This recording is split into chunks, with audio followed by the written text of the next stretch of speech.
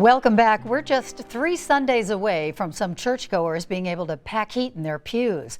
As our Claire Sims reports, congregations across the state are deciding whether to allow their members to carry guns onto church grounds when a new state law goes into effect July 1st. I think we're more or less agreed. Pastor Tom Rush sits inside his office at Berean Baptist Church and Social Circle. He's meeting with Deacon Roger Kaufman, one of the church leaders and a strong supporter of allowing guns here come July 1st. The way the law is written, whatever the governing body of a church is, has to make that decision. And so our governing body has made the decision, but we still feel like that process needs to include the congregation, and we need to get feedback from them. Pastor Rush wants to give his 90 or so members time to weigh in. He acknowledges that some of them may not be comfortable with the idea, but Rush says he supports the Second Amendment and doesn't think people should have to check their rights at the door. There was a time 40, 50 years ago, particularly here in the South, in Georgia, where even the most hardened criminal would never think about breaking into a church and stealing something, much less coming in and harming someone. Unfortunately, we don't live in those days anymore. I inherently am concerned about the safety of my family, basically at all times. We live in a city of 6 million people. Daniel and his wife Valerie live in Marietta, about an hour northeast of where Pastor Rush conducts Sunday services.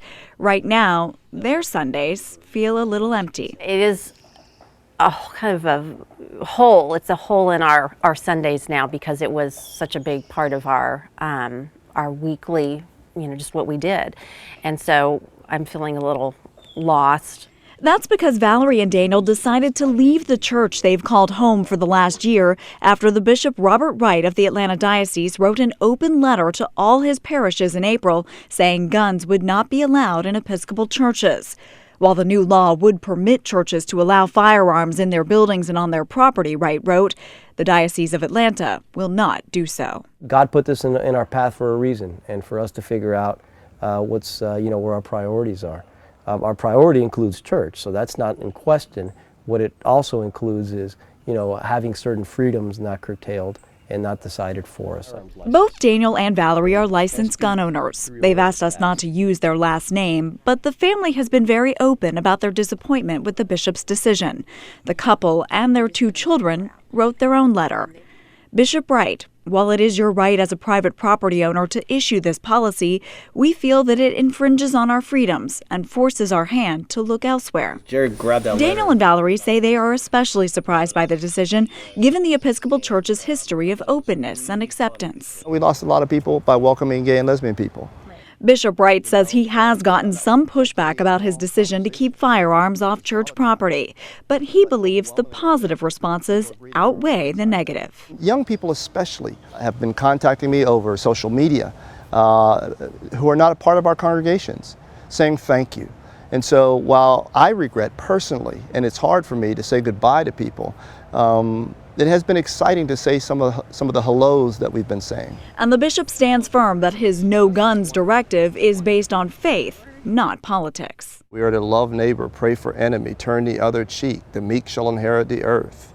To not live by sword. All this is very clear from Jesus. And so while it's difficult and even controversial, I think this is the right conversation to be having. I try to be more like Jesus every day, but it's going to be it's a work in progress. I don't know that anybody would let someone just stand there and mug them and rob them and kill them just because you're supposed to turn the other cheek. Valerie and Daniel say they've been reaching out to friends and neighbors trying to find a church where they can opt in, and they're confident they will soon find a new place of worship to call their own. I think sometimes people get the idea that if we allow guns in church, it's going to be like some scene from the Old West and everybody's going to be sitting here with a shotgun across their lap. And that's not going to be the case. Back at Berean Baptist, Pastor Rush says his church leadership's decision is not to draw attention or gain more members. In the Bible, Jesus warns one of his disciples to put away his sword because those who live by the sword will die by the sword. But Rush sees that passage not as a warning to his members who may be armed, but instead as a warning to anyone who may walk into this sanctuary with ill intent. Because come next month, they'll likely have several armed parishioners ready to defend the church and the people in it. I'm just grateful that our church has the option to do it.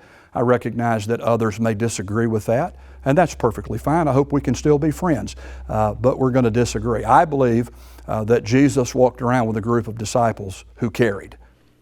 Claire Sims, GPB News.